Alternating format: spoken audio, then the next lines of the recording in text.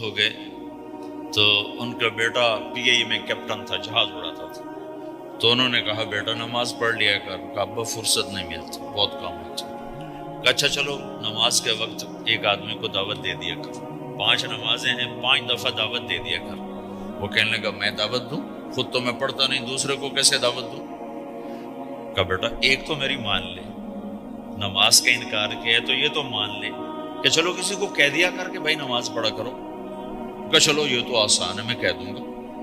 تو اس نے اپنے ابا کی بات مان لی. ہر نماز پہ 1-2 کو کہہ دیتا بھائی نماز پڑھا کرو. اس کے والد فوج میں جرنیل تھے، یہ کیپٹن تھا. دونوں کی ملاقات نہیں ہوئی. 6 مہینے بعد باپ بیٹا کی ملاقات ہوئی تو دیکھا تو کپتان صاحب کی داڑھی بھی اور ماتھے پہ محراب بھی. انہوں نے کہا بیٹا یہ کیا ہوا؟ کہا آپ نے مجھے پھنسا دیا. وہ جب میں لوگوں کو کہتا رہا تو میرے اپنے اوپر اثر ہونا شروع ہو گیا کہ میں اپنے آپ کو ملامت کرنے لگا کہ اوروں کو تو کہہ رہا ہے، خود تو پڑھتا نہیں. کہ اس نے مجھے کھڑا کیا اور میں نماز پہ آیا. پھر ایک دن شیو کرنے لگا، شیشے میں کھڑا دیکھ رہا تھا تو میں نے کہا جب اللہ کو سجدہ کر رہا ہوں تو چہرے پہ نبی کی سنت بھی ہونی چاہیے. تو میں نے سیفٹی بھی پھینک دی، داڑھی بھی رکھ لی. تو تبلیغ کا کام کرتے رہنا. ہم فرشتے نہیں بن سکتے. ایک دفعہ ایک آدمی نے میرے اوپر بڑی چڑھائی کی، تم تبلیغ والے منافق ہو، کہتے کچھ ہو کرتے کچھ ہو، تمہارے قول اور فعل میں بہت فرق ہے. جب ان کا غصہ اتر گیا تو میں نے ان سے کہا بھائی 100 نمبر تو اللہ نے بھی نہیں مانگے، آپ کیوں مانگتے ہو؟ اللہ نے کہا ہے فمن ثقلت موازینہ، جس کی نیکیاں بڑھ جائیں گی گناہ تھوڑے ہوں گے تو پاس کر دوں. تو 100 نمبر تو اللہ نے بھی نہیں کہا کہ ایک گناہ تیرے کھاتے میں نہیں ہونا چاہیے. 100/100 نمبر لے گا تو جنت دوں گا، نہیں تو ریپٹ مار کے جہنم میں ڈالوں گا. تو 100 نمبر تو اللہ بھی نہیں مانگتا. اسے پتہ ہے میرا بندہ کمزور ہے، کبھی گناہ کرے گا کبھی نیکی کرے گا. تو وہ کہتا ہے جس کے پاس 51 نیکیاں ہوئیں اور 50 گناہ ہوئے تولوں گا تو 51 جھک جائیں گے نا، 50 معاف.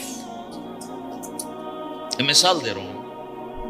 ہمارے علاقے میں ایک ذمہ دار تھے، وہ ذکر بھی بہت کرتے تھے، گالیاں بھی بہت دیتے. ادھر سبحان اللہ تیرے فلانے، الحمدللہ کے ساتھ ایک پھکڑ تولتے تھے. ساری زندگی وہ ایسا ہی کرتے رہے. جب وہ فوت ہو گئے تو کسی نے ان کو دیکھا تو انہوں نے پوچھا کہ میاں صاحب آپ کے ساتھ کیا ہوا؟ آپ تو گالیاں بہت دیتے تھے. خود ہی انہیں پوچھ رہے آپ تو گالیاں بہت دیتے تھے، تو آپ کے ساتھ کیا ہوا؟ کہ اللہ تعالیٰ نے میرے ذکر اور میری گالیوں کو تولا تو میرا ذکر بڑھ گیا تو میری بخشش ہو گئی. اللہ نے بھی کاؤنٹنگ رکھی ہے، پرفیکشن مانگی ہی نہیں. اگر اللہ پرفیکشن مانگتا تو پھر آپ کہتے تم کرتے کچھ ہو کہتے کچھ ہو. اگر میں کہتا صحیح ہوں تو ایک نیکی تو کر رہا ہوں، اور کرتا نہیں ہوں تو ایک گناہ کر رہا ہوں. کیا پتا میرا رب میرے کہنے کے طفیل میرے نہ کرنے کو معاف کر دے. بس ایک صورت میں ہے کام خطرناک کہ اگر میں اس کہنے سننے کو اپنی دنیا بنانے کا ذریعہ بنا لوں پھر خطرناک ہے. تأمرون الناس بالبر وتنسون انفسکم وانتم تتلون الکتاب، وہ یہ آیت. لیکن اگر میرے اندر اخلاص ہے تو پھر میں انسان ہوں، کبھی اچھا کروں گا کبھی برا کروں گا، لیکن میرے ذمہ صدا لگانا ہے. تو بھائیو اس تبلیغ کے کام کو کرتے رہنا. اس سے ایمان بنتا ہے. ایمان سے دین وجود میں آتا ہے. دین کے 2 حصے ہیں، ایک عبادات ہے جس میں نماز سب سے اہم ہے. پھیری پہ ہو گھر پہ ہو نماز نہ چھوڑو. رمضان کے روزے ہیں، اللہ پھر رزق زیادہ دے دے، حج کرو زکوٰۃ دو. لیکن عبادات بڑی محدود ہیں اور اس میں کثرت اللہ نے مطالبہ بھی نہیں کیا، بلکہ اللہ تعالیٰ نے اس میں اعتدال ہی کو پسند فرمایا ہے اللہ تعالیٰ نے ہمارے نبی لمبی لمبی نمازیں پڑھتے تھے تو اللہ تعالیٰ نے روک دیا کہ ما انزلنا علیک القرآن لتشقی، میرے نبی میں نے تمہیں قرآن اس لیے نہیں دیا کہ تو لمبی لمبی نمازیں پڑھ کے تھکتا رہے، درمیان نہ چل۔ اللہ کے نبی نے تبلیغ میں زیادہ زور دکھایا تو اللہ نے اس پر بھی کہا فلا تذهب نفسك علیہم حسرات، اتنا غم نہ کیا کر کے تو خود ہی ہلاک ہو جائے، مات نہیں، ایسا نہ کر۔ تو عبادات محدود ہیں اور اس میں اعتدال مطلوب ہے۔ سارا دن مصلی پہ بیٹھنا یہ اللہ نہیں دیکھنا چاہتا، اللہ یہ دیکھنا چاہتا ہے کہ تو باہر جاتا کہ میں دیکھوں کہ اب تو کیا کرتا ہے۔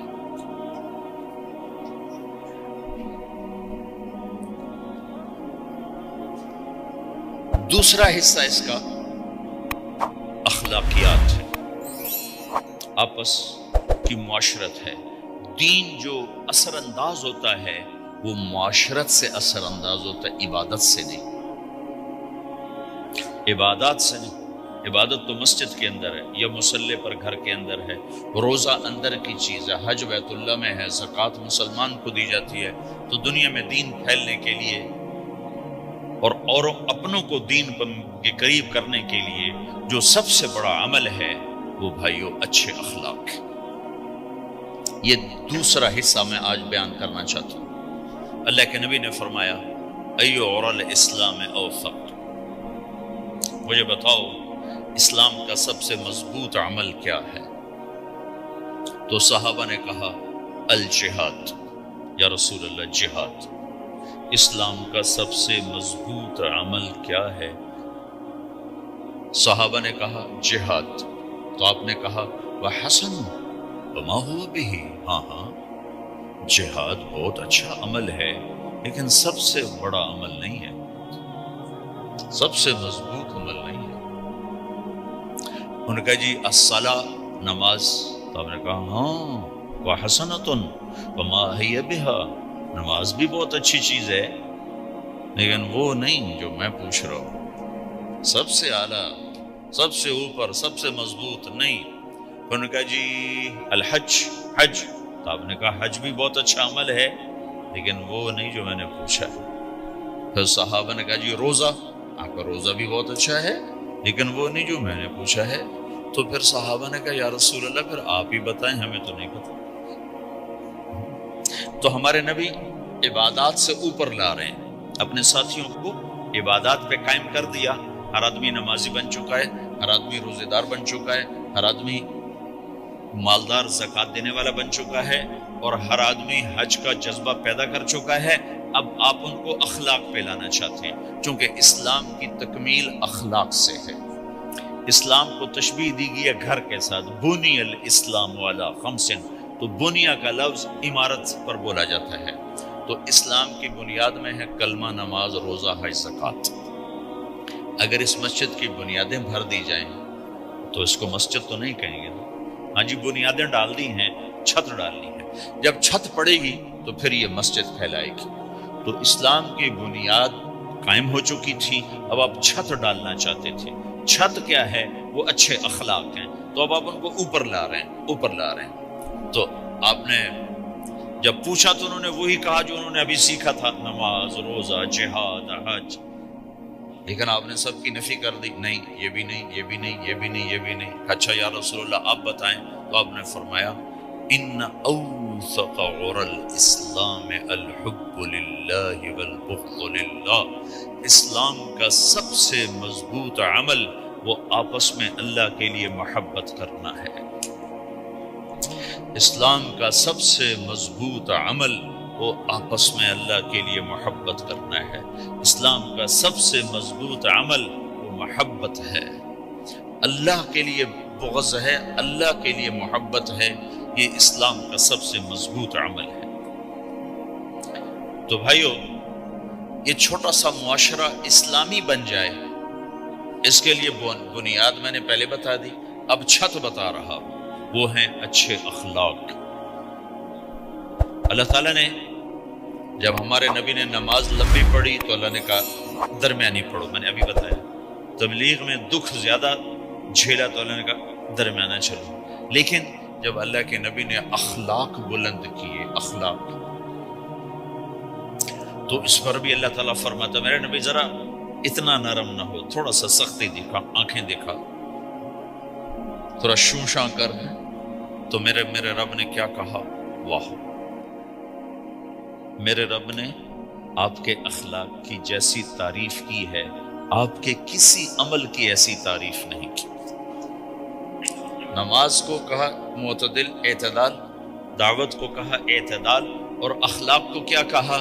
انک لعلی خلق عظیم، اور اس کو طاقت پہنچائی قسم اٹھا کے، نون، پھر قسم اٹھائی قلم کی جو علم کا ذریعہ ہے، والقلم وما یسطرون، مجھے قسم ہے قلم اور اس کی تحریر کی، ما انت بنعمت ربک بمجنون وان لک لاجرا غیر ممنون۔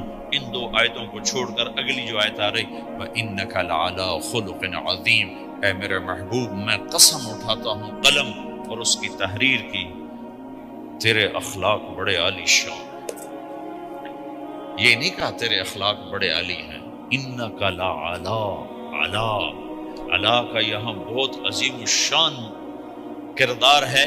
علا یہ بتا رہا ہے کہ اے میرے نبی جتنے اخلاق تصور کیے جا سکتے ہیں وہ سب تیرے تابع ہو چکے ہیں، اور تو ان پہ سوار ہو چکا ہے، تو ان پہ چھا چکا ہے۔ علا چھا جانے کے لیے ہوتا ہے کہ تمام اخلاق تیرے غلام ہو چکے ہیں۔ ایک دفعہ آپ نے فرمایا اچھے اخلاق 360 قسم، 360 قسم، 360 صفات کا مجموعہ اچھے اخلاق۔ کوئی ایک صفت کسی کو مل گئی تو جنت میں چلا جائے گا۔ تو ابو بکر رضی اللہ عنہ سامنے بیٹھے تھے، کہنے گے یا رسول اللہ افی منہا شیء، ان 360 میں کوئی میرے اندر بھی کچھ ہے؟ تو آپ نے کہا تیرے اندر سارے کا سارا، کوئی کمی کوئی دور ہے۔ یہ آپ نے اور کسی کو نہیں کہا، صرف آپ نے یہ ابو بکر سے فرمایا کہ ابو بکر تیرے اندر پورے اخلاق 360۔ تو بھائیو، آپس کی محبت اور اچھے اخلاق یہ اسلام کا سب سے چوٹی کا سبق، سب سے اعلیٰ درجے کا سبق۔